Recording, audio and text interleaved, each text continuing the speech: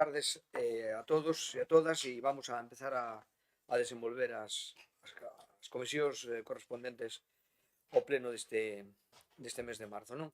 Comenzamos por a primeira delas, que é a Comisión Informativa de Administración Provincial, Transparencias e Emerxencias. Aquí temos o orden do día e ademais hai un punto que metemos, non? Vamos a ver. Bueno, primeiro, explico. Primeiro temos o orden do día que vamos a desenvolver e hai o punto do cambio de sesións no mes seguinte das comisións informativas por mor da Semana Santa, non? Entonces, ese como punto como metemos despois, por urxencia, vale, perfecto, vale. Bueno, pues entonces empezamos ca primeira delas. Primeiro, a aprobación da acta da sesión anterior, como sempre, entendemos que se non hai alegacións queda ok. Segunda sería a creación e adhesión da Diputación Provincial de Ourense, a unha agrupación europea de cooperación territorial AECT, denominada Ría Seca Xerés-Xurés, para defender para plantexar a cuestión. Ten a palabra o diputado Plácido Álvarez. Dallo. Podes acostumbrado a isto. Bueno, pois digo, boa tarde a todas e a todos. Ben, pois nada, a denominación xa leu o señor presidente, non vou a cansalos con lecturas innecesarias, porque a proposta obra no seu poder. Estendrei un pouco máis no pleno, e do que se trata é de crear unha ferramenta unha máis, que nos permita acceder a fondos europeos, e neste caso pois tivemos moitas reunións cos veciños portugueses. Hai 13 concellos de aquí da Ralla, agora vos direi cuales, e 5 das cámaras portuguesas, donde fomos especialmente ben recibidos, e por fin fai, pois, non sei, 15, 20 días, máis ou menos, tivemos a última xuntanza en Arcos de Valdevez. Por certo, permita que ben decímola ben, cunha boa comida, invitados polo presidente da Cámara, que iso non pode faltar nunca, ao que me acompañou nesa xuntanza Ángeles Cantón, que fixe un traballo excelente desde o punto de vista xurídico, e tamén, pois, José Lago, que seguro que o coñecen moitos de vostedes, que é o subdirector de Acción Exterior e Cooperación Transfronteriza da Xunta de Galicia, cualificado experto neste tipo de cousas, porque incluso participou nalgúna delas como director. E a raíz deso todo, dese traballo todo, pois naceron uns estatutos e o acordo de adhesión que se plantexan aquí. Como obra en poder de todos vostedes, pois vou, se vos parece, pois leo simplemente o que se trata de aprobar, que é inicialmente o convenio de cooperación, aprobar inicialmente a proposta de estatutos, adoptar o compromiso de incluir no orzamento provincial o crédito necesario para facer fronte ás obrigas derivadas do réxime de financiamento previsto no artigo 7 da proposta de estatutos, e remitir, que estos son 30.000 euros, creo, na primeira aportación, e logo remitir certificación do presente acordo coa xustificación da personalidade xurídica desta entidade, como non podía ser de outro xeito, ao Ministerio de Política Territorial e Memoria Democrática. Xa digo, salvo que queiran algunha aclaración máis, no pleno estenderemos un pouquiño máis, pero sin máis. Simplemente os concellos galegos e ourensáns que estamos na asociación esta: Baltar, Bande, Calvo de Randín, Cualedro, Entrimo, Lobeira, Lobios, Muiños, Monte de Rei, Oimbra, Padrenda, Quintela de Leirade e Berea. 13. E as cámaras portuguesas pois son Arcos de Valdevez, Melgaso, Ponte da Barca, Terras do Bouro e Montalegre. Moitas gracias. Ronda de intervencións. Democracia Ourensana? Non. Bloque. Por parte do Bloque Nacionalista Galego anunciamos o noso apoio, parecenos interesante, e, bueno, a verdade é que a colaboración cos irmãos portugueses pois sempre unha ventaxa. Neste caso, ademais, a Unión Europea fomenta este tipo de interaccións transfronteirizas, e ademais aí a verdade é que les xogan con moita ventaxa, porque as propias cámaras poden acudir directamente a fondos europeos, cando no caso dos concellos do Estado español, se tes menos de 20.000 habitantes, non podes liderar un proxecto. A Allariz, neste caso, temos liderado moitos proxectos hasta que nos quitaron esa opción, non sabemos moi ben por qué, a conta de que, porque facíamos, sei que non salían mal, e de repente quítanche a opción de facelo, non? Bueno, pois neste caso está claro que está ben aproveitar esas interaccións, tenemos moitísimo que ver con eses cámaras que están ao outro lado da valla, por tanto o noso voto vai a ser favorable para a Constitución. Nada máis. Moitas gracias. PSOE. Hola, boa tarde a todas e a todos. Gracias, presidente. Nós, de momento, vamos a reservar o voto e digo por qué. Porque no expediente administrativo esperábamos atopar os estatutos e a proposta de acordo de cooperación e no expediente non están colgados. Entonces nos gustaría tamén revisalos. Sí. Hai tres documentos colgados. Sí. No, pois no, indo acabamos de revisar ahora mismo arriba na oficina do grupo claro, no, porque foi esta mañán cando revisando a documentación foi cando nos dimos conta de que non estaban. Entonces, bueno, pois evidentemente todo o que en todo caso, todo o que é asociacionismo e todo o que sea, pois poder participar e poder de algún xeito traer fondos europeos para estas nosas zonas, pois benvido sea e desde logo probablemente o noso voto será a favor, pero nos reservamos ese voto ata poder acceder a toda esa documentación. Moitas gracias. Sí. Sí. Na proposta, pero quizá é bon xa que non tendes a documentación toda, é que a sede estará en territorio portugués, o que implica que a legislación a aplicar sexa portuguesa. E isto damoslle moitas voltas, pero ten unha explicación, e que o dereito portugués é considerablemente máis sinxelo que o noso a hora de xustificar, etcétera. Non me lo vou a explicar, pero, bueno, eu quedei asombrado, que non estaba moi valor, nin estou, pero, bueno, realmente as residencias que temos nós nada que ver cas que teñen eles, non? Entonces, acordamos que fora así. Os órganos de xestión son unha asamblea xeral, un presidente e unha dirección, que pretendían ter máis, porque, como saben, os portugueses son moi protocolarios que os órganos, e o único que consiguen é que as cousas sean moito máis espesas, e consideramos que eses tres órganos son máis que suficientes. E o primeiro presidente será designado pola Diputación Provincial de Ourense, isto foi unha proposta que me aceptaron, e terá carácter rotatorio entre Galicia e Norte en Portugal cada 2 anos. E o director, ou directora, será elixido por a Asamblea, que no seu momento pois, pelearemos que sea de por aquí tamén, de por aquí. E a aportación inicial xa adiantei antes, son 30.000 euros que ten que por a Diputación en principio. E isto para unha mini aclaración que está na documentación, pero xa que, bueno, que creo que está na proposta tamén. Perfecto. Alguna intervención máis? Sí. Unha pregunta que a parte da aportación dos concellos da Deputación, se contempla a aportación individual dos concellos ou non? Algo sí, pero está así. Vale.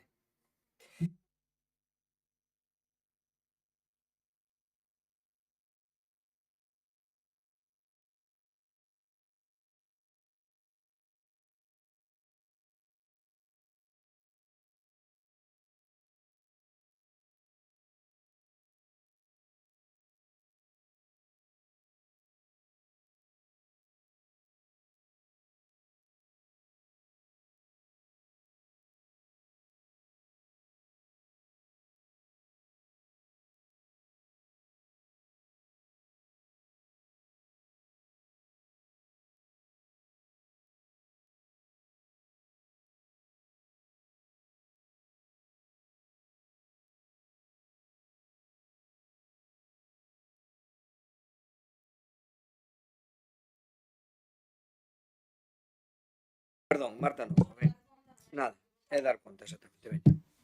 Nada, era para agrupar todos estes puntos e falar xa todo en xeral. De feito, comentámoslo Mari Carmen e eu tratei de, bueno, resumo eu todo rápido e nada máis. Están aí os datos, bueno, tanto as asendas urbanas como os plans estratégicos das dúas áreas funcionales cas que a Deputación presentouse os fondos FEDER que convocou o Ministerio e hai pois cualquier duda que teñades podémoslo falar, creo que se coñecen os proxectos, sobre todo o da zona de Barco de Valdeorras que se presentou ali cando foi o presidente fai pouquiño, fai un par de semanas, e se trata de dar conta do que se aprobou na Xunta de Goberno, que foi, por un lado, as dúas asendas urbanas, a área funcional Ourense Sur, que consta dos que fixemos 3 concellos, que son o Concello de Barbadás, o Concello de Pereiro e o Concello de San Cibrao, e o Concello de Ourense tamén, está integrado porque é a conexión dos 3 concellos co Concello de Ourense, por eso se chama Ourense Sur. E despois a outra senda urbana, a do Barco, pois engloba 9 concellos encabezados polo Barco, non?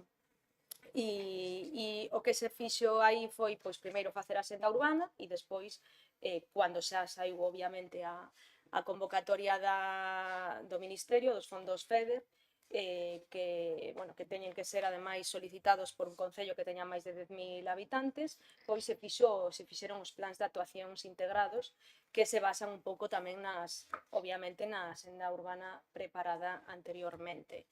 E aí o que se solicita e o que ven para deputacións pois son eses 10 millóns de euros para cada proxecto, 10 millóns para un proxecto e 10 millóns para outro proxecto, que vai cofinanciado un 60% do Ministerio e un 40% o resto, tanto a Deputación como o resto dos concellos. Todos os concellos asinamos un compromiso de cofinanciación, por si esa axuda se concedida, pois ese 60% cofinanciará o Ministerio, pero o restante 40% hai que cofinancialo entre os concellos e a Deputación. E cualquier duda que teñades, pois respondemos ou falamos. Gracias. ¿Yo? No. Bloque. Bloque. No. No, vale. Eso é. Eu só quería aclarar, non. A ver, al César lo que é del César, decía el outro, non? Non é respecto agora aos plans, senón respecto ao que comentaba Bernardo sobre a dificultad que hai de acceso aos fondos europeos cando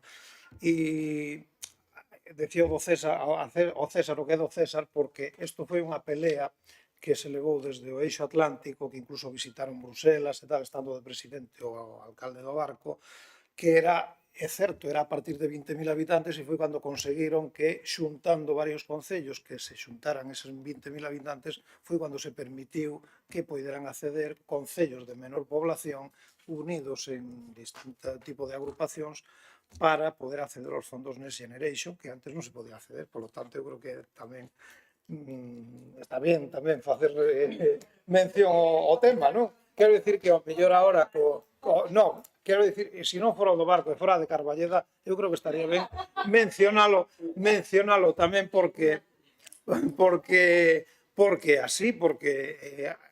normativa anterior só permitía o acceso a partir de 20.000 habitantes e a partir desas visitas, evidentemente, desde o eixo atlántico habría máis xente que tería o seu poder. Imagino que agora coa nova agrupación esta que se vai a facer, pois ao mellor habrá que pelear outras cousas, pero que os concellos pequenos tamén poidamos acceder aos fondos con cambios normativos. Sí, no, eu efectivamente dou fe que así é, sobre todo no caso do Barco, pois o alcalde do Barco efectivamente liderou o proceso, fixa a senda urbana e ademais foi xeneroso cos compañeiros eso é reconocido, non hai ningún problema, todo ao contrario. Ojalá que podíamos fazer moitos porque é dinheiro europeo, que ven pa aquí é o que nós que cofinanciamos, pero evidentemente eu tamén creo que a diputada de Valdeorras non ten ningún problema en reconocer o tema, non te rías, Tino, que é así, xa se fixo públicamente de que a idea fora a idea non, o traballo, porque a idea pode ser, pero a idea e o traballo foi do alcalde do Barco, que ademais nos axudou moitas cousas e liderou un proxecto que agora só fai falta que se conceda. Eu tamén xa adianto que eso falarémoslo entre todos, pero a idea de que efectivamente este foi un primeiro proceso, pero a idea é intentar facer na medida que a legalidade lo di, e desde logo hai algunha outra comarca, de feito en Carballiño xa se está movendo, e despois Verín e Xinzo, todos esos lugares, evidentemente, ao mellor a Baixa Limia, que a ECT, tamén se poden coller tal. A idea é intentar meter a todos os en sucesivas convocatorias a toda a provincia, é dicir, ir facendo esas axendas e ter a toda a provincia, efectivamente, das comarcas da provincia que podían entrar, desde logo, cos mesmas posibilidades cos que entramos ou cos que solicitamos nunha primeira andanada, vale? Pero estamos todos de acordo. Agora, un caso que non lo di. Hai unha cousa, presidente, eu estou totalmente de acordo, evidentemente, non? Pero eu creo que era preciso que houbera un concello de máis de 10.000 habitantes. Sí, por eso nos aquí fomos con Ourense, que que votar, e con Barbadas, porque Barbadas é o que ten máis de 10.000. Hai súas condicións, ser máis de 10.000 e 20.000. As súas condicións na convocatoria. Non sei. Pasar de 10.000 Non ten que ter máis de Non 10.000. ten que ter máis de e 10.000. logo todos os concellos teñen que sumar 15.000. Claro. Que ao final é un factor bastante limitante nunha provincia como a nosa. Hombre, ben o ves? Son limitantes. Ben o ves? Claro, 1.000 hai poucos, despois xuntar 15.000,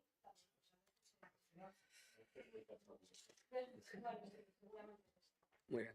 Bueno, pois nada, isto é de acción de conta, non? Isto non se vota. Agora metemos exactamente por urxencia, metemos o cambio de data, non? Falas tú, sí, solicita el cambio de data, Patricia.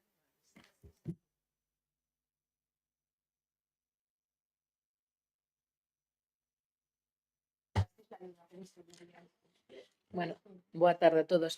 Bueno, neste caso, tendo en conta que as comisións do mes de abril coincidían co mércores previo a Xoves Santo, por acordo pois do presidente dos voceiros dos diferentes grupos, decidimos facer o cambio, por eso traemos esta proposta, para o luns 14 de abril, ás mesma hora, 16:30 en adiante, porque así, bueno, digamos que non se trunca un pouco que poda ser esa Semana Santa cando hai un montón de actividades nos concellos, incluso moitas veces se planifican actividades de ocio non particulares. Entonces, para facilitar un pouco, xa que é Semana Santa, é unha data concreta, dendo que a Xunta de Voceiros pois decidiuse plantexar este cambio e entendemos que, bueno, que sexa favorable e que votemos todos por unanimidade. Nada máis e gracias. Intervencións? Non. Estamos todos de acordo, non? Vale, bueno, no obstante votamos.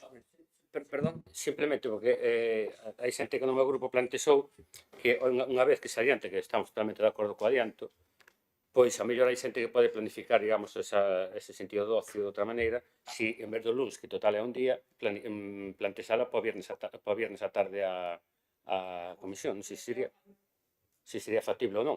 Simplemente como suxerencia, nada de imposición.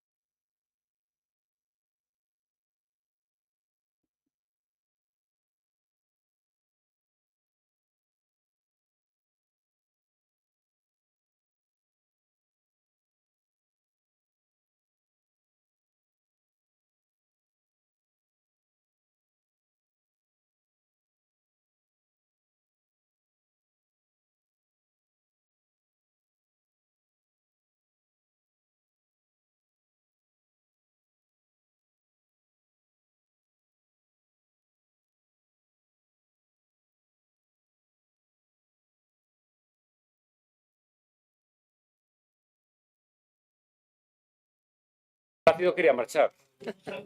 Quería marchar.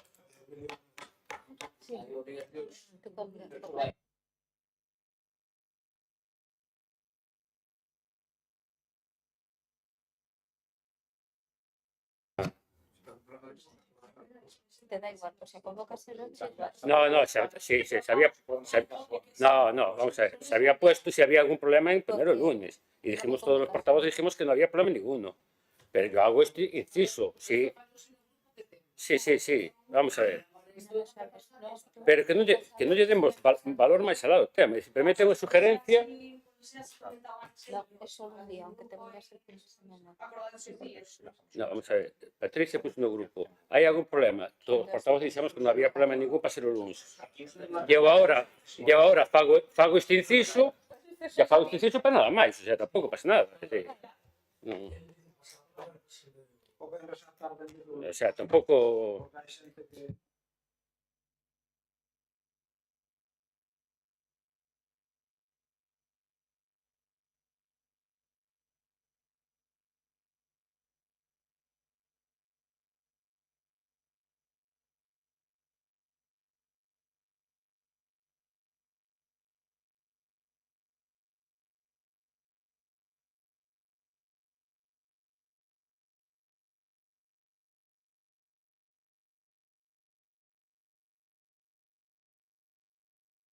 A ver, un momentiño, vamos a ver. A ver, un momento, por favor, un momento. A ver, un momento, vamos a ver, vamos a o que nos dio o señor secretario, vamos a aprobar como está, vale? Como o tema é a modificación e os plazos e iso todo, se o damos feito de que ao pleno, pois emendámola, vale? E poñémola para o venres. Se dá tempo de preparar a documentación, empezamos. Se non dá tempo, pois temos que fastidiar, porque é unha cousa de fuerza maior. Vale, para todos. Vale? Veña, de acordo. Venga, entonces... Sí, rogos e preguntas. Sí, a ver. Sí, rogos e preguntas. Sí, tes algún? Sí, un. Sí. A ver, fixemos outro día unha pregunta e a verdade é que nos respondaron rapidísimamente, eso hai que decilo, sobre un programa de radio que se fixo en Ourense, Es la mañana de Federico, que a verdade é que eu pensei que lle prestaríamos o local, o sea, o espazo que era o teatro principal, e xa está, pero non, despois comprobamos que efectivamente lle pagou a Diputación Provincial 18.000 euros, que nos justifican aquí polos 600.000 ointes que ten esta persoa, non? Este locutor de radio. Eu, bueno, supoño que lle pagaría outros 18.000 euros a Xunta de Galicia, porque a Xunta de Galicia tamén cofinanciou, e despois un grupo privado, Core neste caso, que tamén cofinanciou, co cual, bueno, a verdade é que, bueno, se a cantidade é esa por as tres partes, eu entendo que solamente nos importa a nosa, pero, bueno, foi unha cantidade importante por vir a facer esa locución en Ourense. E supoño que, ademais, os 18.000 euros habría que sumarlle o coste do propio teatro principal, que seguramente lle cedimos sin coste. Eso supoño que non lo poderán contestar no seu momento. É certo que se correxiu nas redes, eu tamén o digo, a figura de Ourense por Ourense, pero despois eu tive a oportunidade de escoitar unha parte do programa, en concreto, bueno, que entrevistaron o señor presidente, e cando iba polos 10 orenses xa deixei de contar, porque xa, bueno, xa dixen, ostras, non pode ser, hasta o señor presidente se contaxiou do Orense, e a verdade é que eu creo que a este señor, si que lle podemos decir máis alá das discrepancias ideolóxicas que poda ter con el, que aseguro que son moitas, que se preparara un pouco a entrevista, porque a verdade é que a primeira pregunta que fixo, que era que tiñamos unhas infraestructuras maravillosas respecto do resto de Galiza e malísimas respecto de Madrid, eu dixen, este señor non sabe onde ver, vamos, imposible, porque despois ele acabou recoñecendo que viñera moi rápido o día anterior, pero o primeiro que dixo foi eso, vamos, está aí para escoitar, non? E despois, a verdade é que eu, sinceramente, creo que para vender as vendades da provincia, máis alá de falar a Ribeira Sacra, pois foi unha entrevista un pouco, ao meu punto de vista, estrana, non? Non sei, despois preguntaba cousas que non me extraña que sorprenderan, presidente, como cal era o postre máis de Ourense, e, bueno, claro, usted foi a Carballiño porque é verdade que Ourense capital seguramente non había moito que sinalar, non? Non sei, eu creo que estas cousas, bueno, son 18.000 euros de fondos públicos, que non son 18.000 euros de fondos públicos, que foron máis, evidentemente, porque os da Xunta de Galicia tamén son públicos, e eu creo que hai que mesuralas, porque non ten moita razón de ser en en un programa de non sei cantas horas dura o programa do señor Jiménez dos Santos, eu ás veces escoito pola mañá, pero para darme un chute de enerxía e poñer máis pilas e ir a traballar con máis ganas. Pero bueno, sinceramente eu creo que era perfectamente prescindible este gasto, digo yo sinceramente desde o maior dos respetos. E bueno, agardo que sinceramente que un hai no máis, digo, porque non me tuvo ningún xeito. Eu creo que hasta vostedes me deu a sensación de que estaba nervioso na entrevista, porque eu creo que, bueno, que non era unha entrevista, xa digo, era así un pouco, bueno, cando se fan estas cousas normalmente hai unhas preguntas que se fan, que ti vas a responder, que vas a, evidentemente, a vender a provincia, o cual é loable, pero foi unha cousa así un pouco de que non, a min particularmente non me gustou, pero, bueno, xa digo, eso é opinable. Por alusións, non? Bueno, vamos a ver, efectivamente, ao mellor hai cousas que unha vez pasadas, tal como discurriu a entrevista, pois ao mellor, efectivamente, ao mellor o que había que facer é pactar as preguntas previamente, inda que se pactaran os temas máis ou menos. O que pasa é que, bueno, é difícil a veces que pactas os temas e, pois, as preguntas, pois, cada un fainas como quere, non? Que foi un poquinho... Evidentemente, o noso obxectivo bueno, foi unha proposta desde prensa, unha proposta que, dado o número de ouvintes, nos gusta ou non, e dada a proyección nacional que ten en unha provincia que está necesitada desa proyección, parecía, entra dentro dos cánones ou dos estándares que eran asumibles, evidentemente, e bueno, e a finalidade nin foi outra, nin máis nin menos que a promoción da provincia. E non vou entrar no tema de, bueno, non vou entrar, non, entro no tema de Ourense, evidentemente se lle dixo que o topónimo era por a nosa, era o que era, e así lóxicamente se defendeu e se corrixiu, por lo menos no que é de Galicia se corrixiu. Bueno, creo que ainda fai peor cando vai a Girona ou a Lleida ou por aí, non hai maneira de cambiar nada deso, non? Bueno, pero, en fin, a idea foi esa e bueno, e efectivamente das experiencias apréndense e ao mellor, pois, non digo que noutra situación se valore dunha maneira diferente, millor, peor, non sei, pero bueno, en fin, eu creo que non, que máis alá da disputa de Ourense, máis alá desa disputa, o resto, con maior ou menor medida, se conseguiu o obxectivo. Hasta escoitou usted, po cual, ese día, seguramente habría 600 e pico mil, 601.000 habitantes, ou 20. Vale, gracias. Sí, non, sigue. No, eu me conozco que escoitei con certa, bueno, vamos a dicilo, para poder falar. Xa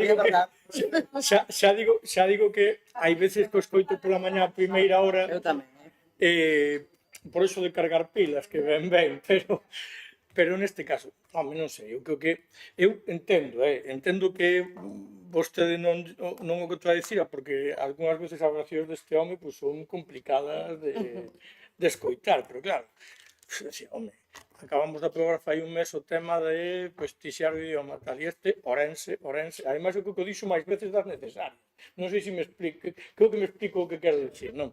Entón, bueno, e despois xa digo, o resto da entrevista, pois, bueno, non sei, está para escoitar, non vou a seguir incidindo porque cada un pode escoitala e opinar o que lle pareza, pero para vender as bondades da provincia pode haber outros medios máis efectivos e seguramente menos, xa digo, é a miña opinión, perniciosos para a saúde.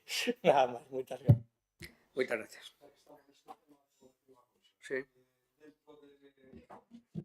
A web do Concello sigue aparecendo Ourense dentro da web do Concello, dentro en castelán sigue aparecendo Ourense como Ourense, non Ourense. De que concello? Na web da Diputación. Sigue aparecendo Ourense, non Ourense. Sigue aparecendo Ourense, non Ourense. Na cabeceira da web. Na cabeceira da web. Personal me salió no sé qué empresa. No, Aquí na Diputación. Sigue poniendo Ourense, sí. Vamos a ver, a ver, Eu, máis alá de... Unha cuestión, porque creo que é conveniente aclarar. A mí me gustaría que outro día tomamos un debate, e iso tamén é conveniente, creo que decir. Tomamos un debate onde creo que todo o mundo se puxe de acordo, creo que todo o mundo, ademais, dixemos que debíamos sacar o idioma da loita política, do debate, da chascarrillo. Se hai algún problema deste tipo, que evidentemente é completamente axeno a este equipo de goberno, e como axeno isto, dixe e se corrixe, porque son cuestións nin que agora estuvéramos e que fóramos dudosos de que nós non respetáramos o topónimo ou nós non defendéramos a lengua. Pois eu creo que está máis que demostrado que o facemos e estamos orgullosos de facelo. Por tanto, se hai algún error, eu creo que isto parece que é como sacalo aí. Simplemente me refería a que se podía cambiar, porque de feito o topónimo é o que existe, Pero non hai ningún problema, pero quero dicir, evidentemente é un error. Sí, nadie dice que non sea un error. Se debe cambiar, ya está, e se vai a cambiar inmediatamente. Eso verá Simplemente. antes, estaba cambiado antes. Vale.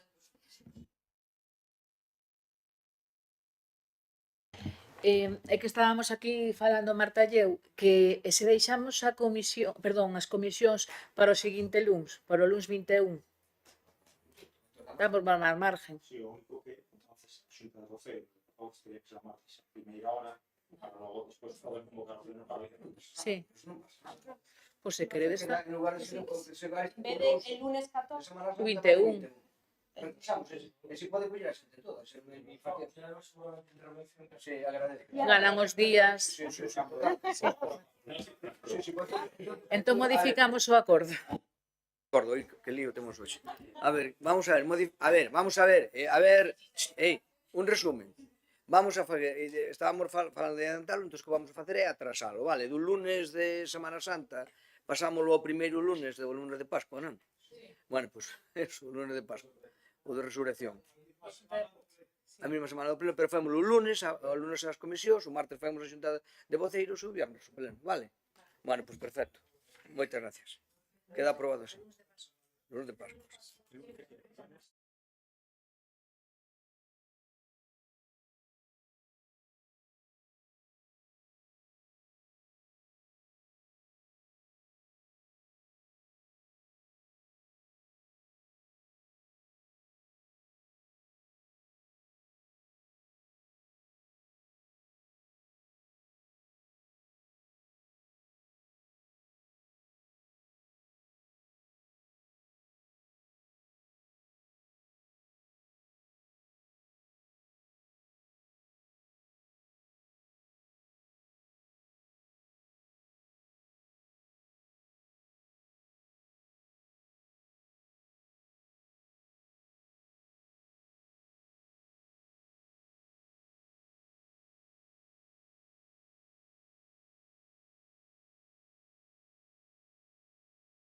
Bueno, vamos ca siguiente comisión, que é a Comisión Informativa Especial de Facenda e Recursos Humanos. E vamos, como sempre, co desenvolvemento da mesma. A primeira acta anterior, que entendo que, como sempre, non debe haber problema, queda aprobada. E o seguinte punto é o recoñecemento extrajudicial de crédito do 25, Marta Novoa. Bueno, boa tarde de novo, e isto trátase de traer pois o que normalmente se trai por estas alturas do ano anterior, non? Pois para aprobar as facturas que quedaron pendientes do ano anterior, neste caso de 2024, e que, bueno, por diversos motivos non puideron pagarse no ano 2024 e teñen que vir a recoñecemento extrajudicial e aprobarse no pleno. E, bueno, a maioría delas, bueno, tedes no expediente están os informes de todas as áreas, os directores de área ou dos xefes de servizo. Si tedes cualquier dúbida, respostamos. Básicamente, pois se tratan de facturas que se quedaron sin crédito, contratos que quedaron sin crédito ou algúns contratos vencidos, como por exemplo pois, o seguro que hai, o seguro médico de Adeslas. Básicamente eso, e, bueno, o sea, si tedes cualquier duda, pois respostamos. Temos tamén aquí a viceinterventora Begoña que nos pode axudar tamén no tema se tedes algunha dúbida de algunha cousa concreta. Moitas gracias. Democracia? No. Bloque? Bueno, nós estamos revisando as facturas, en algunhas sí que temos algunha dúbida, pero plantexaremos por escrito para que nos resposten. En principio, hoxe vamos a facer a reserva do voto. Moitas veces. Perfecto, moitas gracias. Perdón. Sí, nós tamén vamos facer unha reserva de voto. En primeiro lugar, agradecer que está Begoña, non está o meu secretario para fazer este reconocimento de todo o decreto, porque senón mal íbamos. Porque eu estou nunha cousa así parecida e non hai forma.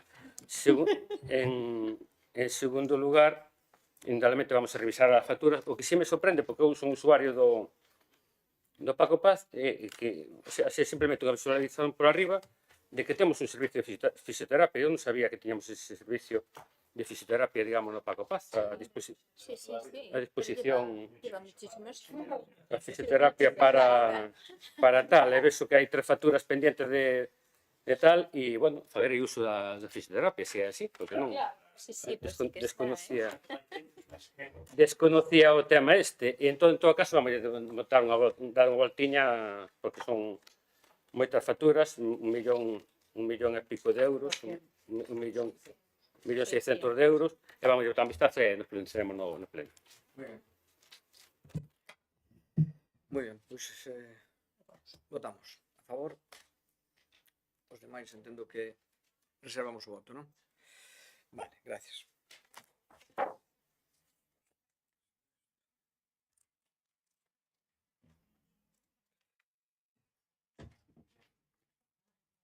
Bueno, vamos aquí entran un par de, bueno, xa de mocións.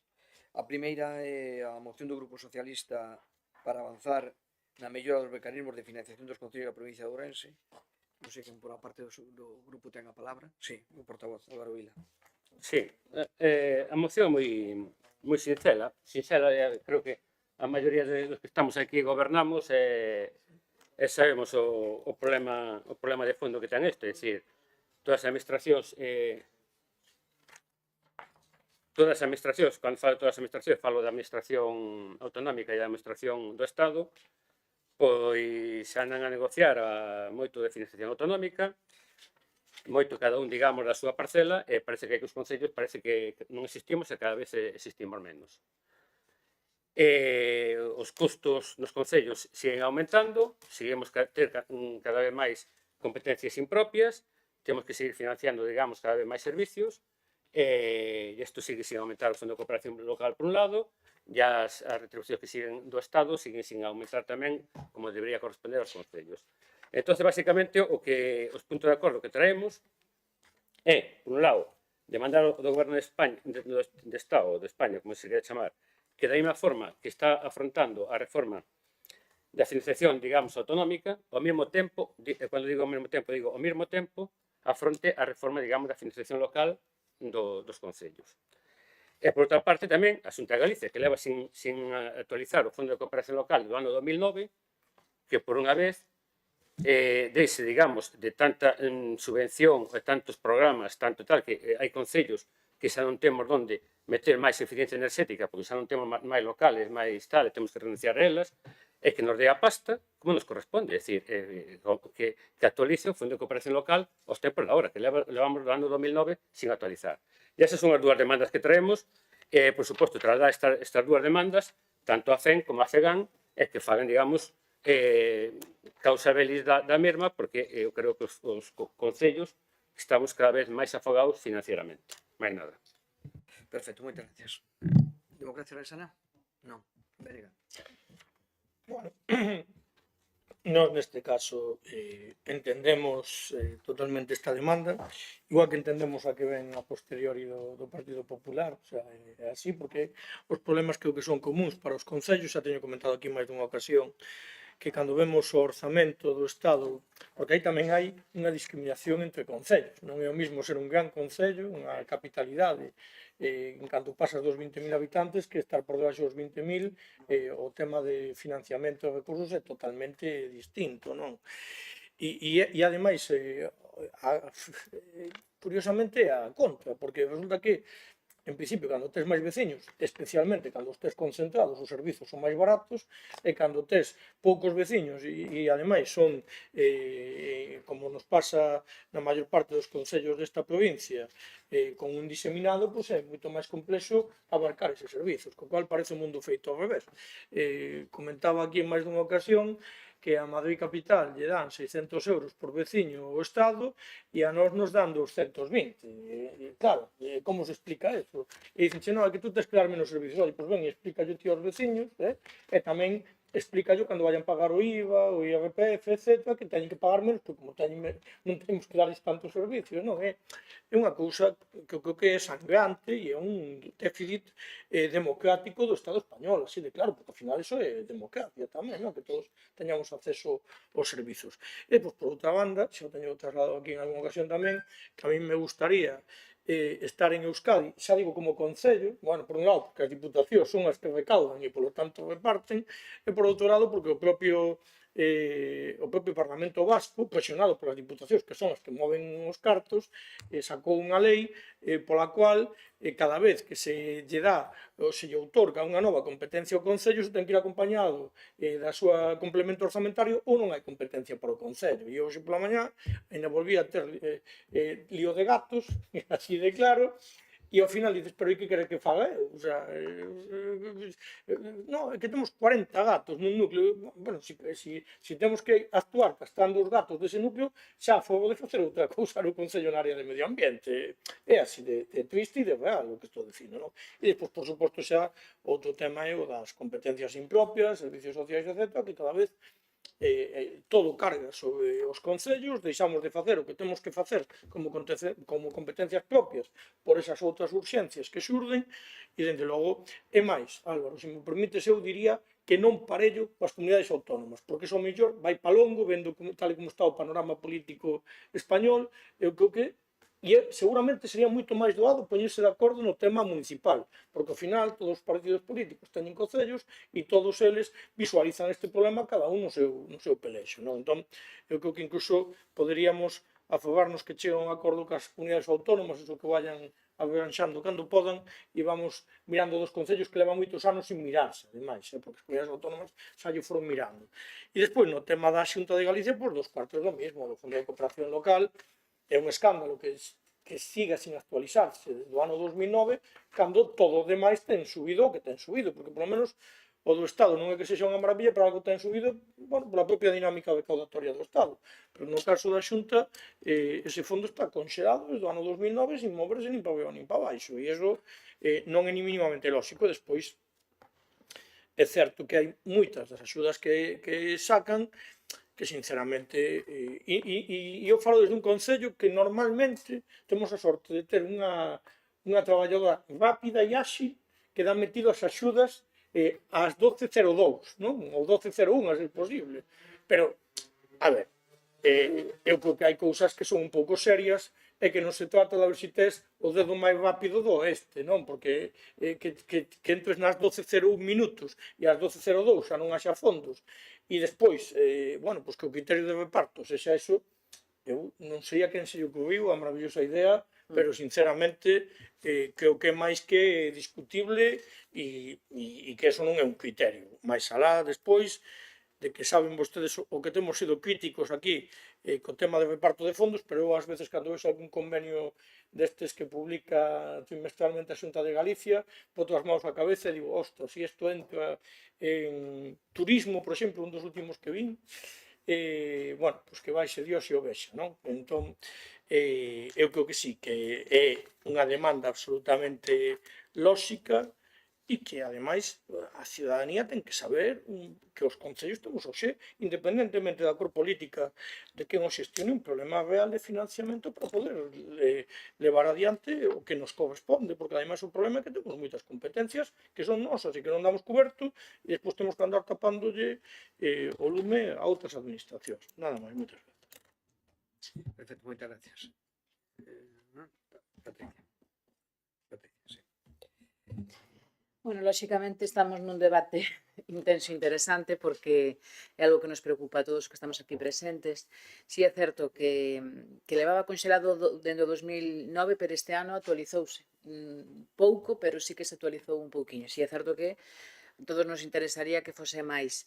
De todas maneiras, nos imos a reservar o voto porque estamos recabando información ao respecto, pero, lóxicamente, repito, é un tema que nos interesa a todos porque os gastos fixos, os que son gastos xerais, aumentan cada vez máis e os recursos pois, son os que son. Así que reservamos o voto para o pleno. Nada máis e gracias. Perfecto. Algún añadido máis? Sí.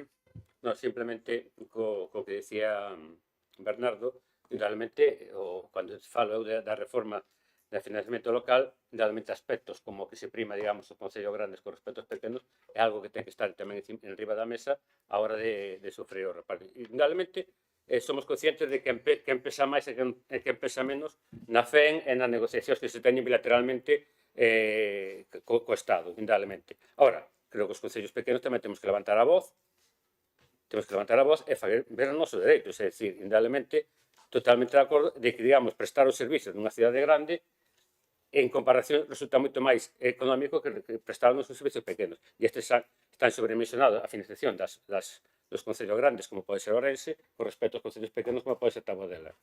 Entonces, pois iso que temos que demandar, indudablemente. E con respecto ao asunto é igual, é dicir, a min é que non o outro día sale a subvención para eficiencia enerxética de edificios e que non teño máis. É que xa non a pude impedir porque non teño máis edificios onde meter eficiencia enerxética, que non teño máis. É dicir, de turismo, que dices tú, e outra moita máis, é dicir, que non que creo que da mesma forma que fai tempo referirme máis alá de 2 anos, cando reclamábamos desta casa, que éramos os concellos maiores para xestionar, digamos, os diñeiros, non? Que cada un sabe na necesidade, pois mesmo aí temos que trasladar a Xunta de Galicia, é dicir, que aumente o fondo de cooperación local para que os concellos podamos ter unha financiación xusta e podamos destinar o diñeiro onde consideramos máis oportuno para cubrir aquelas necesidades. Sí.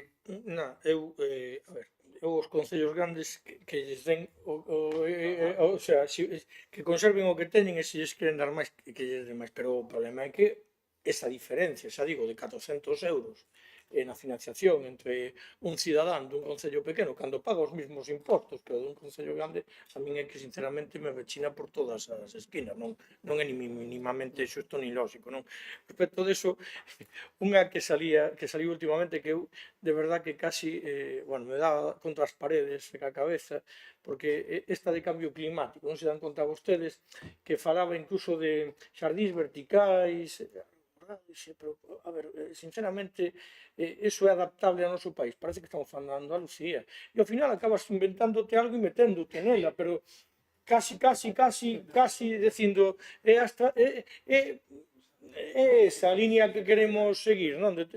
Cando, evidentemente, o máis lógico sería pois, que nos deixaran os concellos determinar en que queremos e en que precisamos invertir eses fondos tan necesarios, non?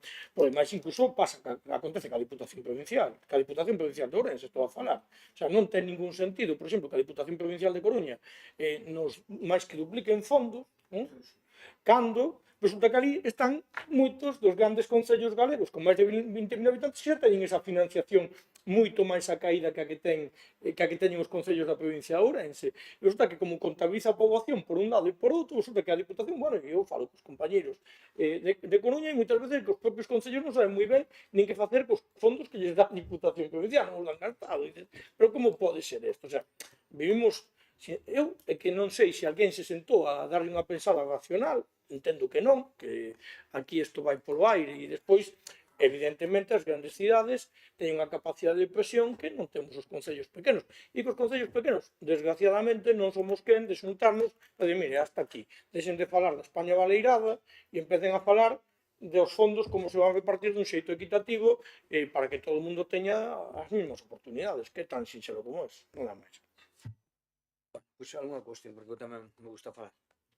Entonces, vamos a ver, efectivamente estamos de acordo de que, obviamente, estamos de acordo de que é prioritario absolutamente todos, e que somos prácticamente todos alcaldes, ou senón concelleiros, e todo o mundo sabemos do que padecemos económicamente, non? E o que padecemos é dunha financiación absolutamente, ineficiente, unha financiación absolutamente insuficiente, mellor dito, e unha financiación que onde pois todas as administracións, todas, fan leyes e todas nos cargan con todas. E nos cargan con competencias e nos cargan con funcións que logo non pagan. Pero, bueno, o certo é que ou non dotan presupuestariamente, non? O certo é que, efectivamente, bueno, pues, desde logo, compramos todas estas cousas, é dicir, primeiro, o goberno central, efectivamente, que priorice a reforma da administración dos entes locales, a mí pareceme fundamental, absolutamente, porque creo que son os máis desfavorecidos. Tamén é certo que eses criterios que estamos falando de financiación e que estamos falando respecto dos concellos tamén se poden falar respecto das comunidades autónomas. En Galicia tampouco é o mesmo prestar os servicios que prestalos noutras comunidades autónomas con a población máis concentrada, non? Porque tamén padece o mismo, efectivamente, a comunidade autónoma, e eu compro totalmente o tema da Diputación, porque a mí me parece increíble, non, que a Diputación de Coruña teña, por razón de poboación, fundamentalmente, e actividade económica, 240 millóns de euros, teña 400 millóns de euros de remanente. A mí me dixo así o presidente, vamos, non teño por que descreelo. 400 millóns de euros de remanente, de que ten case dinheiro por castigo. Un montón de concellos, un montón de concellos exentos da obligación de cooperar porque superan os 20.000 habitantes, etc. E nós teñamos aí que a duras penas 108 para cooperar con 91 encima con todos. Eso, por suposto. Despois, respecto das cuestións do financiamento da orden de convocatorias e demais, efectivamente, a ver, bueno, tampouco podemos facer, eu tamén que a mí non me gustan as non competitivas, pero, bueno, as non competitivas, que eu saiba, que eu creo que sei, xa foron dúas, do mogollón de las que se sacan, foron dúas. Está impacto paisaxístico, turismo, bueno, a de cambio climático, que é a última que saliu agora, non? A de cambio climático, vale, pero porque as outras eran as tradicionales, que son, al final, 30.000 euros, bueno, eu creo que, vamos, pero quero decir que o criterio, eso desde logo a mí non me parece ni mínimamente normal, non? Eso creo que estamos todos de acordo, que se debía modificar, por suposto, pero eu tamén te digo outra cousa, porque falas de que tú xa non tens onde meter o de eficiencia energética, pois eu teño moito onde metelo, e non dou chegado, si, xa non te dou chegado. Bueno, vale, perfecto, vale, ojalá non tuviéramos onde metelo. Bueno, era un pouco os matices porque tamén ten ganas de falar. Bueno, pois nada, como que seguramente vamos a estar bastante de acordo, pero venga, a favor. Os demais entendo que nos reservamos o voto, non? Vale, venga, pero con moitas posibilidades. Vale, e agora outra, a seguinte, noutro sentido, tamén nunha parte da financiación, que é o punto 4, a moción do Grupo Popular relativa ao superávit orzamentario do ano 24.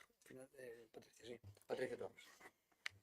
Ben, neste caso, bueno, por non espallarme moito, porque tenes todos a moción, basicamente que están os orzamentos pois ainda sen aprobar, hai unha certa incertidumbre ao respecto do que van pasar pois cos superávits do 2024 e, por tanto, tendo en conta que é unha pena, non, que moitas veces sabendo esa capacidade económica non se podan empregar, neste caso que solicitamos, bueno, pois para, sobre todo, o que son inversións eficientemente sostibles, que é o que se había indicado no seu momento por parte do goberno, que era unha maneira pois de alguna maneira poder justificar esas incorporacións. E tendo en conta pois que son para servicios como pode ser o alumeado público, demais, abastecemento, servicios neste caso de competencia propia, pois un pouco que se aclare, e ademais tiñamos idea de facer unha autoemenda de engádega para instar neste caso a FEGAM e a FEM para que negocien neste caso co goberno de España a supresión das regras fiscais, porque eu penso que estas medidas tomáronse hai moitísimo tempo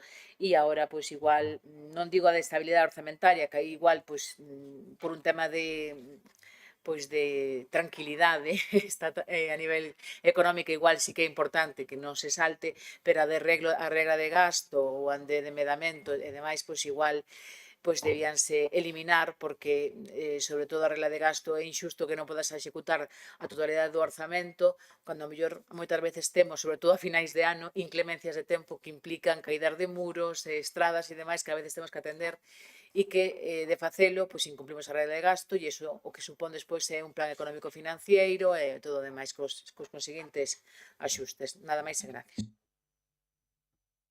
Perfecto, ok. Democracia? Nada. Bloque?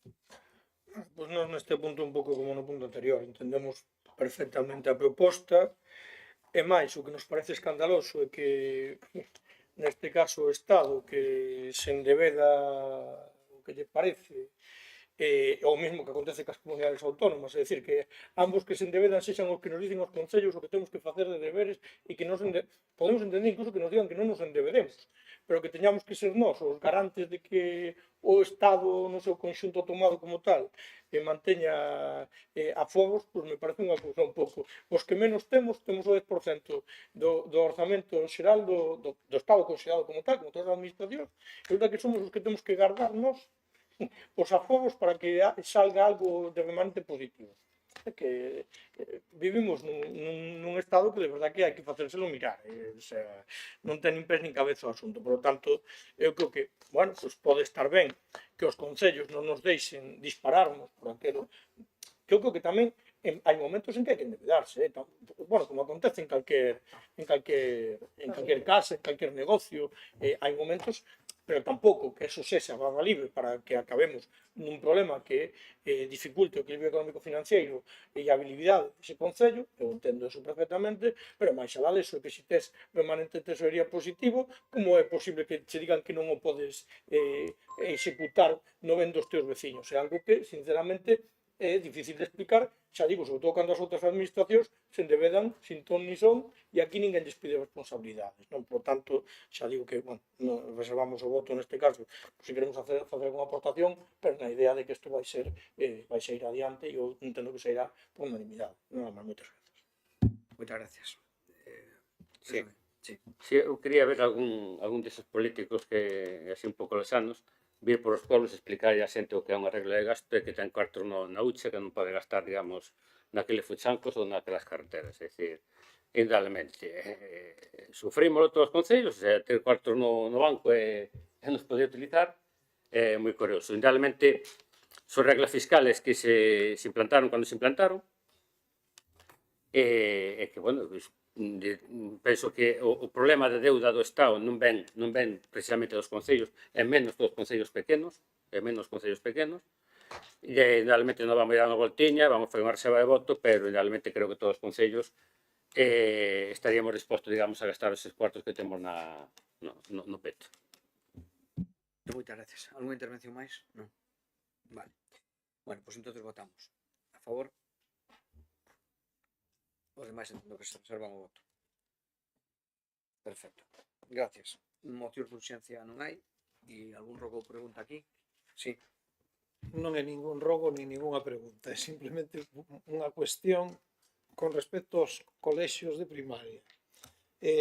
Todos os que estamos aquí, temos unhas competencias sobre os colexios de primaria, temos unhas obrigas, temos un mantenimiento que facer, e hai un tema que é o da legionelosis, que aí está. Eu teño as miñas dudas de que seamos nós competentes ou que non sea a Xunta de Galicia quen teña que facer esa labor, e é un petate que eu non sei se todos os que estades na mesa ou se está facendo ou non se está facendo o control de legionelosis. Eu sei non moi ben.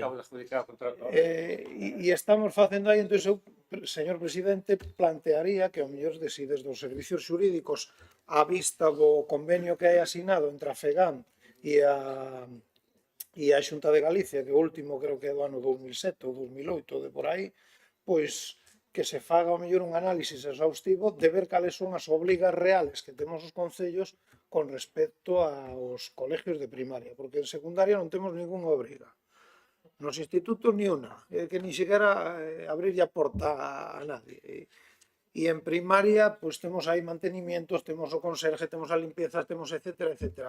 Pero o tema da legionelosis sí que me preocupa moito, porque encima últimamente cambiou a normativa, bueno, fai un ano ou 2 anos ou por aí, agora é unha locura, e nós estamos sufrindo estes días coa nova inspectora que temos na zona de sanidade, e claro, onde hai acumulación de auga, pois hai un lío gordo. Pero, bueno, si é posible que se poidera facer un estudio dese convenio, un informe e ver realmente hasta onde alcanza a obriga que temos os concellos. E nós que somos concellos xa un pouco grande, pois vámoslo capeando ben, pero eu non sei algún concello pequeno. Vale, moitas gracias. Vale, gracias. Vale, bueno, pues, entonces queda rebatada a comisión.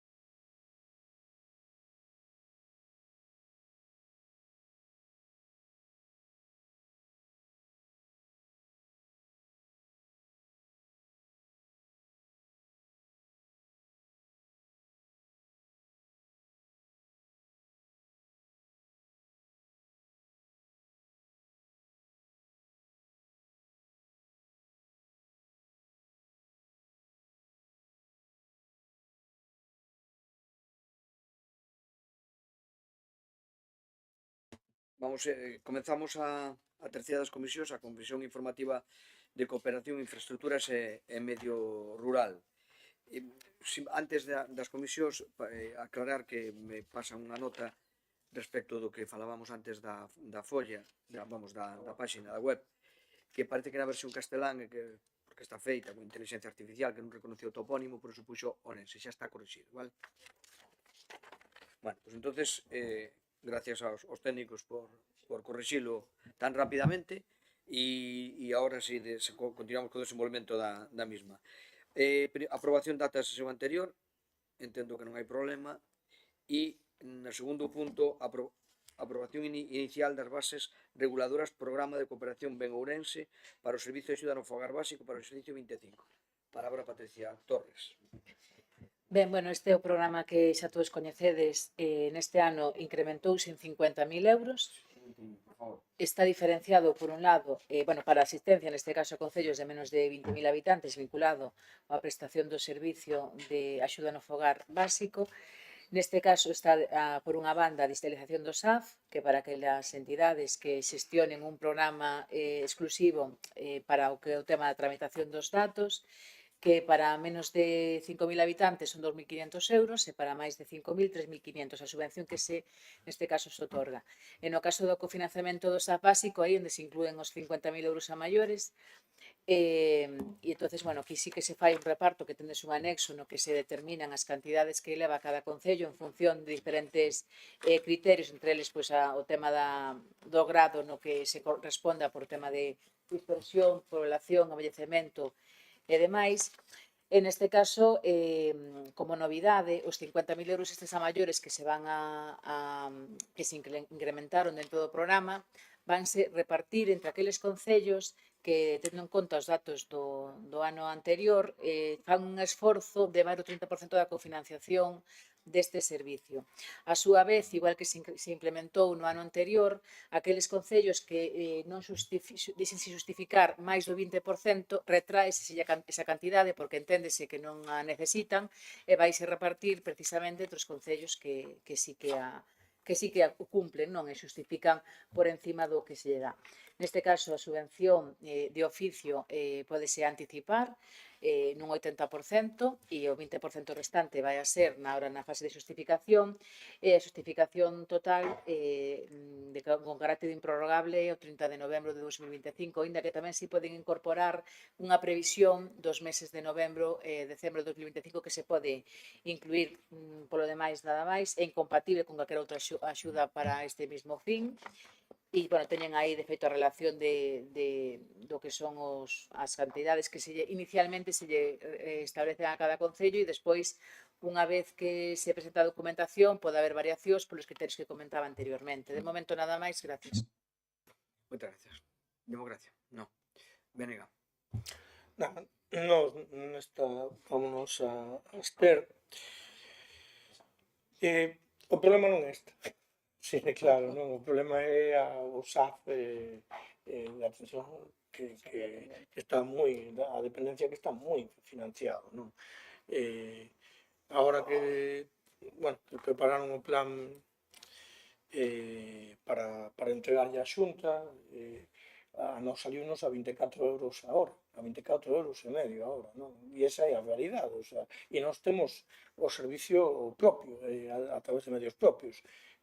Todos sabemos que a financiación que nos dá a Xunta son 12 euros e medio, entonces, bueno, as contas están claras. Esta, a verdade que nós somos daqueles concellos que non cumplimos porque escapamos dela, porque temos que dar outro servicio prioritario. Ao final, en realidade, o mellor é que hasta non ten moito sentido que por un lado xa un servicio, por outro lado outro, que ao final os técnicos teñan que andar levando un programa e outro en paralelo, non? Porque ao final é todo o mismo SAF. Pero, bueno, xa digo, o problema de fondo non é o SAF básico, é o SAF da dependencia, e algo que agardo que máis pronto de tarde se resolva, porque senón especialmente hai concellos pequenos que van a acabar topando e non van a ser quen de abordar ese gasto. Xa digo, para a nosa banda vamos a estar. Moitas gracias. Gracias. PSOE. Vamos a ver, nós vamos a facer unha reserva de voto, estou completamente de acordo, este non é o problema, os aumentos veñen estupendamente porque todo o que cae aquí nos fan falta, evidentemente, porque isto é un saco sin fondo. Eu hoxe mañá falando coa secretaria, nos leva casi unha quinta parte do presuposto, nos leva o SAF, entón, pues, este non é o problema, pero, bueno, evidentemente vamos a miralo con calma e reservamos o noso voto, gracias. Moitas gracias. Sí. A ver, lóxicamente somos conscientes de que o problema non é o SAF básico, que é outro SAF, e de feito moitos concellos non cubren precisamente porque hai inspeccións incluso que dicen que hai que cubrir dependencia e non SAF básico. Entón, estamos dándolle unha volta ao presidente tamén, a proposta do presidente, para ver como podemos incluso mellor este programa no ano que ven, porque agora xa non daba tempo, de que se poida incluso baraxar a posibilidade de que os concellos se podan acoller a unha cofinanciación da dependencia, neste caso do SAF de dependencia, xa os que se non prestan SAF básico, pero, bueno, témolo que ver, porque ademais, como neste caso, pois, tamén está a Xunta, xa se falou ca conselleira, estaba dando unha volta para ver como podemos facer sin que se vicie tamén o sistema, porque, lóxicamente, a veces abrir melóns que despois son complicados, inda que a prioridade nesta Diputación e a prioridade do presidente, que a min foi a encomenda principal que me deu, era axudar as entidades sociais, pero, por suposto, os concellos, que sabemos perfectamente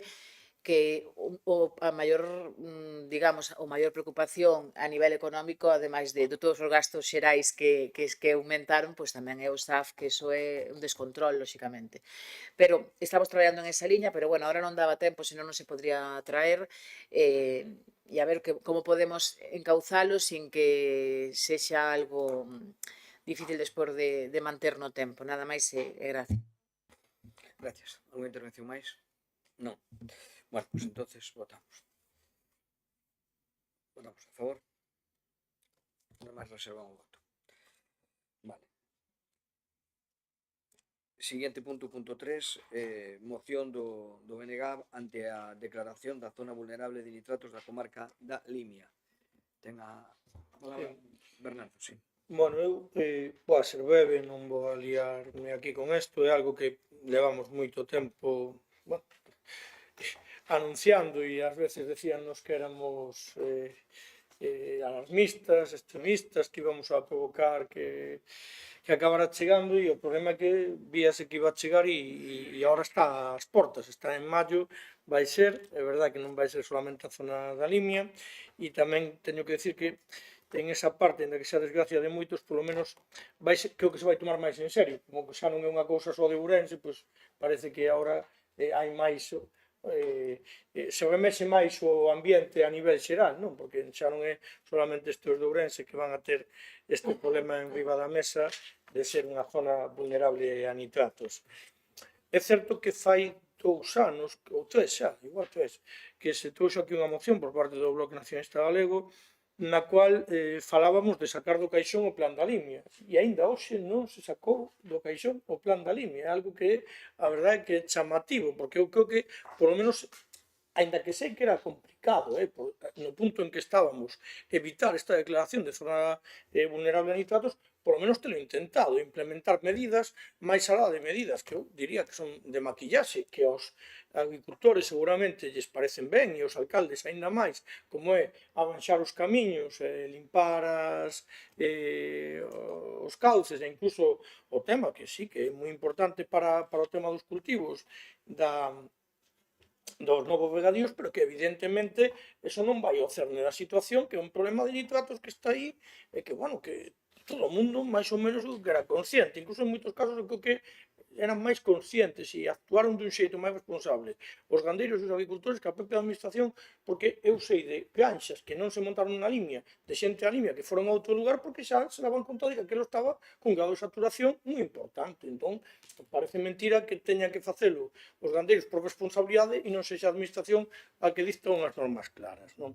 Bueno, ao respecto desto, que teremos oportunidade no debate do pleno de falar máis, os acordos que solicitamos é exixir a Xunta de Galiza que dé a coñecer de inmediato o contido completo do Plan Estratégico da Limia elaborado en 2021, así como as medidas que se contemplan nel, eu diría, e aplicalas, porque ademais este era un plan consensuado por ecoloxismo, agrogandeiros, administracións, o cual, en principio, parecía un plan bastante de consenso. Segundo, ofrecer a colaboración do Centro de Desenvolvemento Agrogandeiro, dependente desta Diputación Provincial, para coordinar analíticas, controles e seguimento, así como ofrecer o asesoramento técnico ás explotacións gandeiras e agrarias da comarca ao respecto ás medidas que estableza o plan de acción correspondente.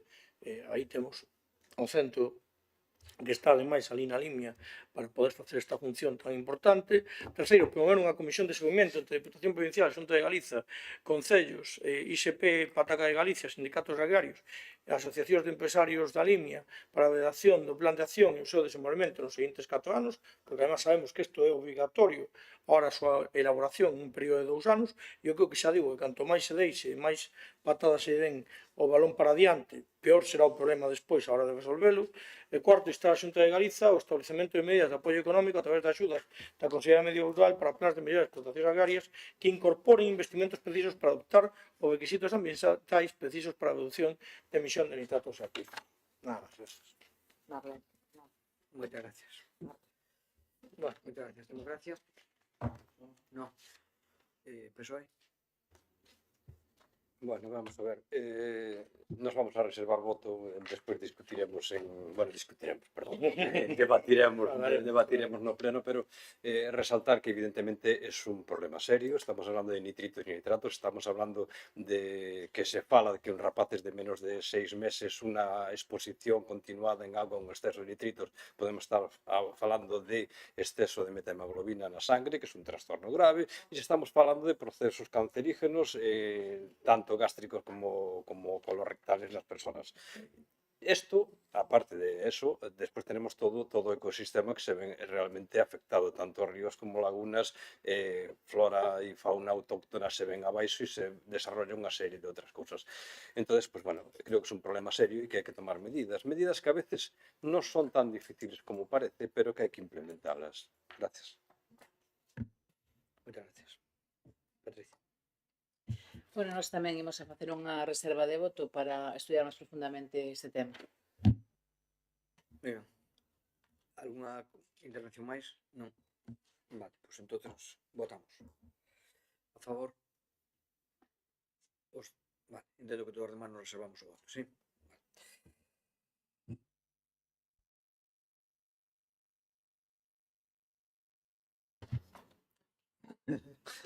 Moi sinxela, presidente. Fai 2 meses aprobouse unha moción por unanimidade ou por consenso de todos os grupos sobre o tema do Garradón e era para saber en que situación temos, si se está xa traballando na planificación de algún tipo de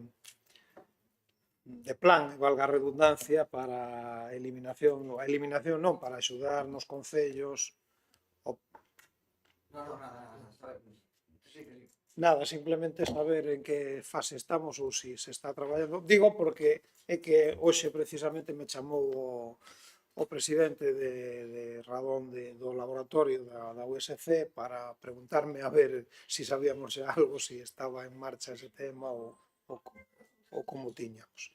E se non, a ver, tampouco hai que contestarme agora, presidente. Quero dicir que... No. Gracias, perdona un pouco este descontrol que estaba preguntando. Eu efectivamente non sei exactamente como está o tema, pero bueno, está dicindo ahora mesmo o secretario que mañá teño unha reunión entre a universidade e con Rosendo, vale, tal. perfecto. Bueno, está aquí, así que bueno, con máis detenimiento se contestamos despois. Vale. Ben, gracias. Adiantoume pola esquerda neste. Neste caso, mentira. Mire, nada, dúas cousiñas, nada máis. Unha, creo que houve unha reunión a este respecto, bueno, supoño que falarían de máis cousas, pero desta tamén que a Marquesina de Vilanova dos Infantes, esta que a ver se damos avanxado, porque, bueno, vai chegar o Baigame e vamos a estar con Marquesina aínda sin cambiar, e a verdade é que, bueno, que sigue dando así un pouco de pena en ese espazo.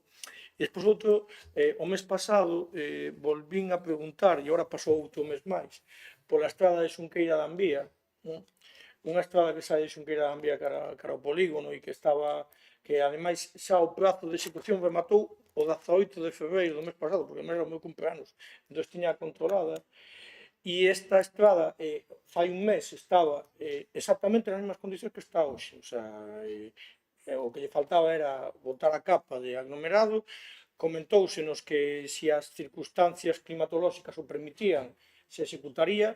A verdade é que eu creo que as circunstancias climatolóxicas para o mes nos que estamos foron bastante boas para a execución, porque non é que chovera moito, eu estou preocupado porque a xente dice que choveu moito. Non choveu. Ideolóxicamente non choveu. Non.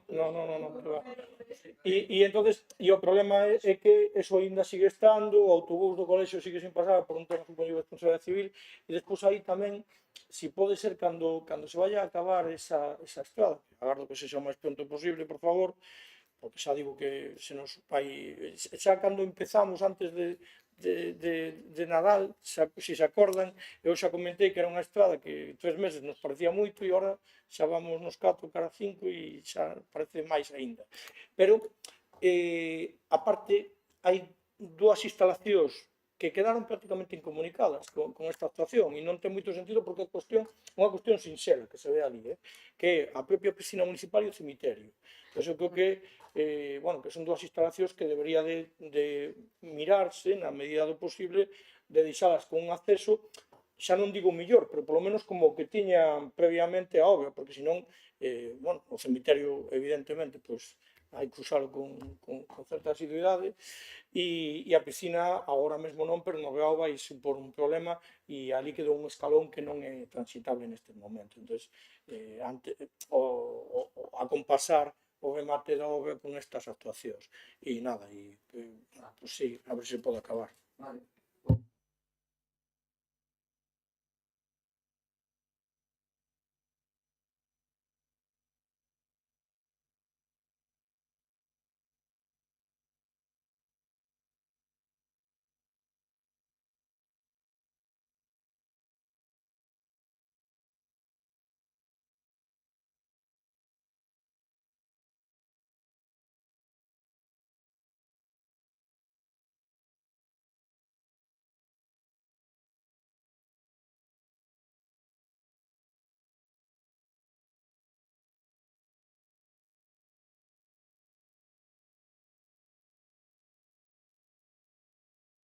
que non está.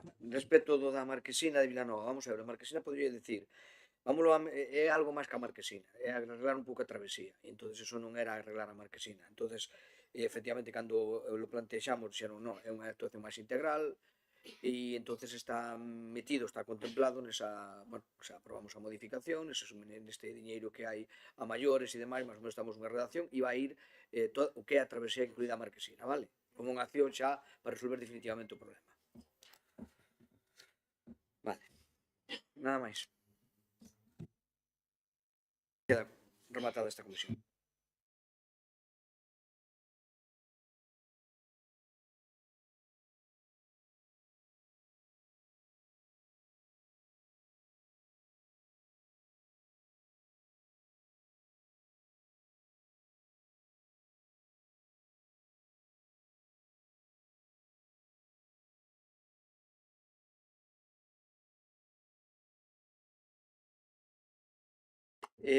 Vamos ca seguinte comisión, que é a Comisión de Políticas Sociais.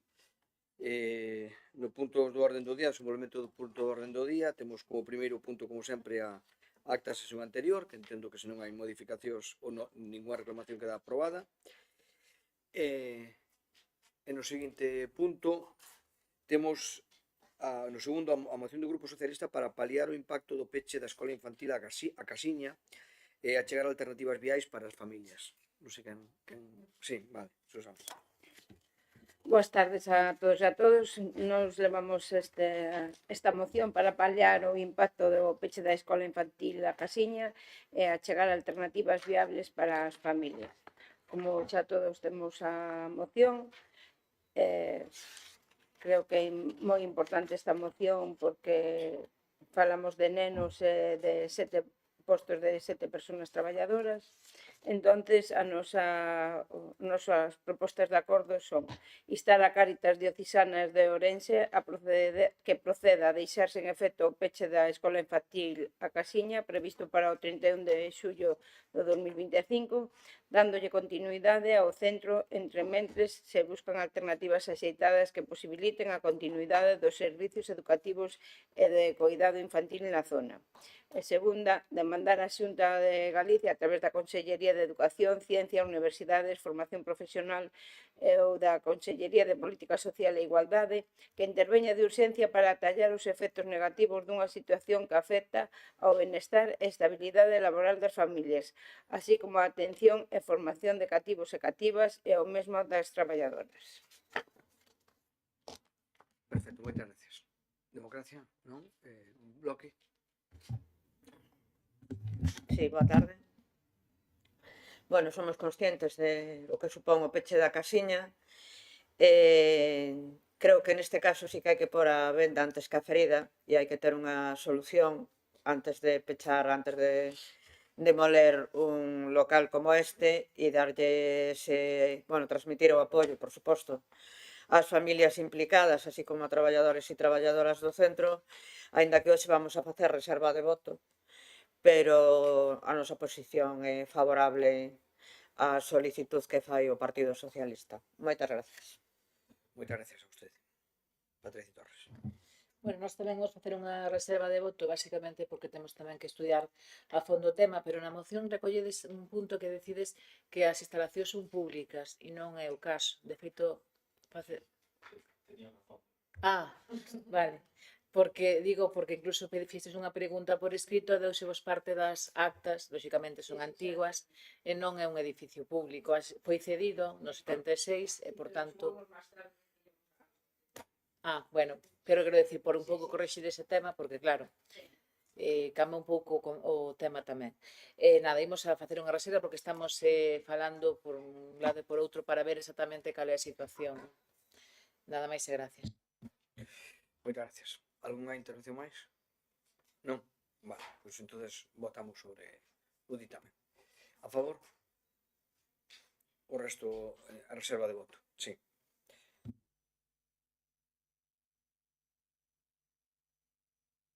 Moi ben.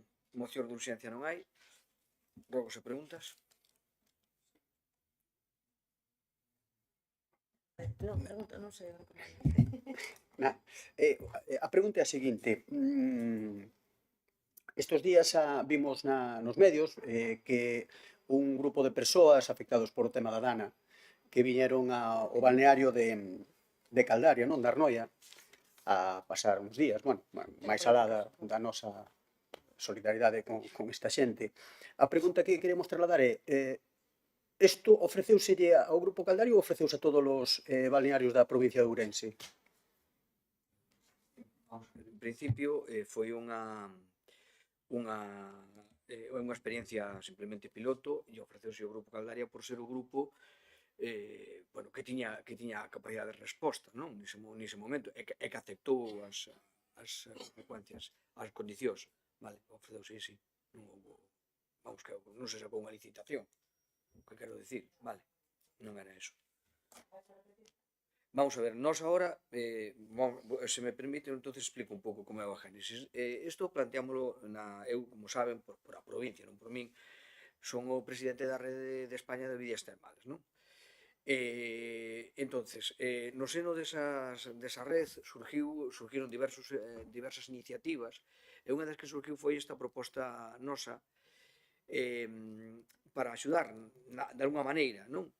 Neste caso, víamos esa posibilidade. Nos plantexámoslo nesa rede, e nesa rede hai máis interesados, pero nadie o levou a cabo, non sei, nadie deu paso e delegaron en nós, probablemente por a tradición en programas termales que ten a Diputación e a capacidade de organización que se ten desde a área de benestar, delegaron en nós, incluso a FEN, para que puxéramos en marcha ese programa piloto, que ao final foi un programa co alcance que foi. Foi máis importante, porque temos que decir que o tema do transporte prácticamente un 80% asumiu no Renfe no convenio que temos con Iles, é dicir, que o transporte para a Diputación, para os usuarios e para o coste da Diputación, pois foi prácticamente gratuito, por eso que iba a ser para 40 persoas chegou a 50 persoas, porque prácticamente o transporte foi asumido no 80% por Renfe, non?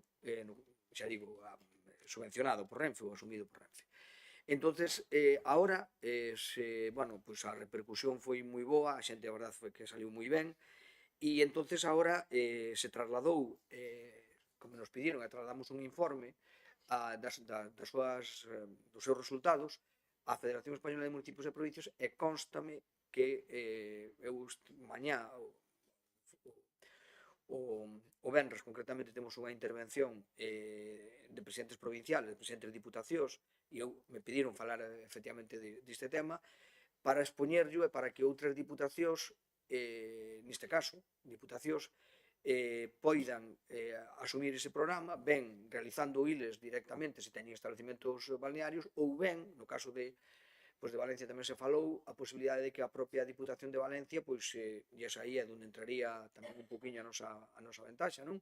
De que pudera sufragar programas deste tipo, que teñen un coste relativamente pequeno, e pudera sufragar ou axudar a pagar a programas deste tipo para chegar a moita máis xente. Isto é unha iniciativa, é un xesto de solidaridade, é un xesto que creo que foi ben canalizado, e a resposta creemos que vai a ser positiva, porque o que nos están trasladando da FEN é que vai a ser positiva, e que algunhas diputacións ou concellos, porque hai algúns concellos balnearios que teñen interés en ofrecer algunha destas plazas, me consta 3 por o menos, ademais de diversos sitios, de Murcia, de Girona, creo que de Salamanca é o terceiro, me consta que concellos sí que están xa interesados en ofrecer na medida do posible algunha destas plazas, e a idea sería precisamente que se fixera ben por as diputacións, ben por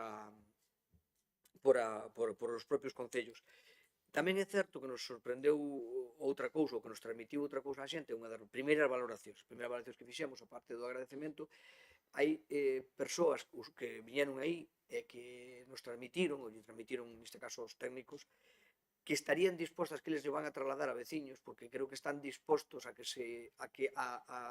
pagar unha parte ou incluso a totalidade dado os efectos beneficiosos que tuveron. Que les que lle iban a recomendar, desde logo, e que se os efectos son así, co cual se podía fazer incluso un sistema bo, que sería un copago, en donde unha parte se pudera pagar, unha cousa que fora bastante asumible, e a outra parte, bueno, podíamos fazer administracións nun caso como este, non? e por lo tanto xa o que podemos dicir hasta aí, non? Saliu ben, eu creo que tamén saliu ben noutro apartado, que tamén é o que buscábamos, que era poñer, visibilizar a riqueza termal da provincia. A xente marchouse maravillada, además de agradecida, marchouse maravillada do paisaxe, da gastronomía, visitou Ourense, a catedral, visitou moitos sitios e marchou moi contenta, co cual creo que tamén se fixo unha labor moi boa de visibilización do sector e de visibilización da provincia, do turismo da provincia. Por lo tanto, creo que ao final o diñeiro pois, quedou na provincia, porque ao final é traballo da provincia, aí sí que non houve nada, é dicir, todo o diñeiro quedou na provincia, xa digo, o único coste que non podía que podía escaparnos, que era o do transporte, quedou minimizado por a aportación de Renfe, e, por lo tanto, o resto foi o que costou a estancia e os tratamentos que levaron de todo tipo as persoas. Si vai ter visos de continuidade, por o que di, non teño a máis mínima dúda do beneficio que ten para esa ou calquera outra persoa, e ao mesmo tempo do interesante que poden ser estas accións. Pero si vai ter visos de continuidade con garantías para que poñeron as condicións de uso que se lle pode ofertar a outros balnearios que estiveran nesas condicións dispostos a facelo, exactamente igual. Totalmente de acordo, vamos. Igual co programa termal social a Lleriza acabase de acreditar e xa deste mes xa accedeu ao programa. E da mesma maneira, pois efectivamente eu te calquera diles, está claro. Teño outra unha especie de rogo. Transmítenos unha empresa que se dedica a facer destas cousas modernas que son os podcasts, que se chama Orgullo Galego, que se revise unha cuestión. Por parte da Diputación Provincial de Ourense, do Departamento de Turismo, fíxose publicidade nas redes propias da Deputación dun clip que é un corte deses podcast sobre os felos de Maceda, un clip que fora realizado por Orgullo Galego. Eles non teñen maior inconveniente, o único que piden en todo caso é que cando sexa así, que se lles pida autorización. Non teño constancia, pero Non está en política. lógicamente é plenamente Non, lógico. pero turismo. Vale, pois mirámoslo, por suposto, disculpas para eles se se fixo. Será anterior, bueno, efectivamente. Políticas sociales. Bueno, estas preguntas serán da seguinte, xa me pasou outra vez, da seguinte comisión. Teño adiante, como que xa lle din paso a esta, quedan feitas. Eu vou facer en termalismo, por eso me pillache. Sí, pechada. Claro, porque A política social iba ben, a outro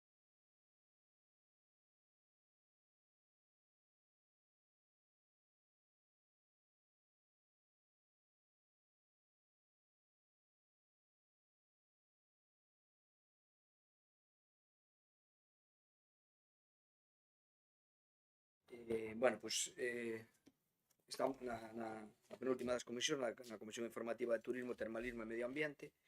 Aquí solamente hai a aprobación da acta anterior, que entendo que non hai problema, mocións de urxencia non hai, e regos e preguntas xa están contestados, non? Vale. Ahora, pues, entonces esta quedaría terminada. Vale.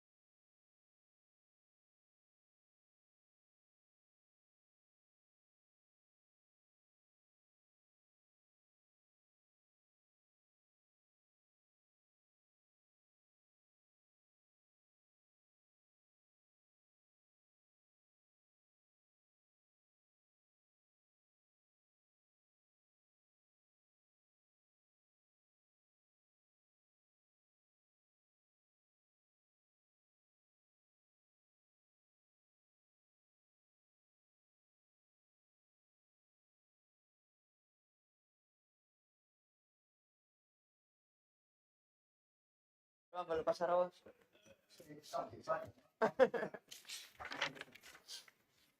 Bueno, pois boa tarde de novo. Vamos ca última das comisións, que é a Comisión Informativa de Cultura, Educación, Deportes e Mocidade. Vamos, bueno, nada, tamén consta únicamente da aprobación da acta anterior, que entendo que queda aprobada. Moción de urxencia tampouco hai. Eu creo que se preguntas. Sí, dime. Bueno, teño algunhas. Primeira, tendo en conta que a Deputación acostuma a financiar, e supoño que este ano fará tamén, unha parte importante da romería de Reigame, Milanova dos Infantes. Bueno, desde o grupo municipal no Concello de Celanova do BNG vaise levar a debate, xa se presentou unha moción que queremos conveniente tamén trasladar aquí como rogo, digámoslo así. A moción vai no sentido de mellorar o exercicio de responsabilidade na romería Raigame, non? E plantexa tres cuestións que na medida do posible pedimos que na Diputación, si no momento en que teñan conversas coa propia e compartan a organización co Concello, as tres cuestións nas que facemos fincapé nesa moción que se vai a debater no Concello é referente primeiro ao tema de respeto por o medio e a ecoloxía no uso de plásticos e materiais que non son acordes coa propia romaría, non? Incluso na impresión de determinados documentos gráficos. A segunda ten que ver co tema da oferta de medios alternativos ao que sería o turismo particular, porque ali armase un zipizape de cuidado normalmente, non? E, por lo tanto, intentar compensar eso con un transporte público, incluso desde a cidade de Ourense, porque hai bastantes persoas que acostuman a facelo, non? Entón, na medida das posibilidades, coordinar algún tipo de transporte, igual que se ten feito pois cando hai o Festival Ouren Rock ou demais, non? E o terceiro, pois, ten que ver con unha cousa na que supoño que vostedes ven que facemos especial fincapé nestes meses desde o Bloque Nacionalista Galego, que ten que ver moito ca moción que trouxemos no anterior pleno, precisamente por esos datos do IGE, do Consello da Cultura respecto do galego, que é un respeto maior, incluso no ámbito daquelas empresas que van a Raigame, non? A facer a súa exposición ou a súa venta, o respecto ao uso do noso idioma, porque é o Día das Letras Galegas, justamente cando se celebra, non? Bueno, entón, simplemente xa digo, nada especial, pero na medida das posibilidades, isto faráselle chegar ao Concello de Celanova, ali terán o seu debate, pero como a Deputación financia, pois que se teña en consideración. Podo seguir, entón, sí. Bueno, a outra pregunta, os que somos así, ainda que non o pareza, non, de espírito roquero, dentro das facturas do recoñecemento extrajudicial de crédito, vemos aquí unha de Laura Lunardelli, que é de finais de ano, por según ven na descripción, non? Historia da música pop e rock da provincia de Ourense. Bueno, pois non sei se podemos dispoñer dese, non sei se esa edición, é unha factura que pasa aquí por 7.200 euros esta persona, saber onde está ese traballo, e se podemos dispoñer del. Non. Eso no recoñecemento xa están en todos os informes e, por suposto, que o traballo claro que se pone a dispoñer. Bueno, non sei se vai poñer a venta, por tanto hai que pagar, pero bueno, en todo caso saber como se pode dispoñer de. Perdón, que estaba? Solamente estaba incluído no plan de sindicación do ano pasado, ese libro. Entón vai ser vender pola Diputación, pero solamente, non estou seguro de que se son. Pode ser, de final de ano a. Pode ser comprobado. Bueno, despois, outra máis, insistindo, e precisamente tamén, visto a información toda que sale neste expediente de recoñecemento extrajudicial de crédito, volvendo ao mesmo tema do emprego do idioma, pois gustaríanos que a Diputación Provincial ou aquelas órganos administrativos que teñen que informar na medida do posible que os informes internos tamén que obran na Diputación que se fagan tamén en galego por parte dos distintos servizos, non? A inmensa maioría xa o fan, A inmensa maioría xa o fan. Entón, eso como rogo. E a última, que é onde lle decía aí que o representante do Concello de Ourense, que non sei en que términos. A pregunta é a seguinte. O Concello de Ourense vende a anunciar que gastou 500.000 euros no Carnaval. Ou entroido, non sei como dixemos. Algo máis, sí, vale. Pero, uxa mañá, o deputado representante de Democracia Ourensana pediulle á Xunta outros 500.000, vin a través de redes sociais en sede parlamentaria, non? Vistes? Bueno, a pregunta concreta, por tanto, é: trasladouselle ao Concello, á Deputación Provincial, porque iso tamén o anunciou o alcalde nas súas redes sociais, petición de financiar o Carnaval ou Entroido de Ourense para o ano que ven en X cantidade, que por o que nos interpretamos é 250.000 euros. Non. Non, vale.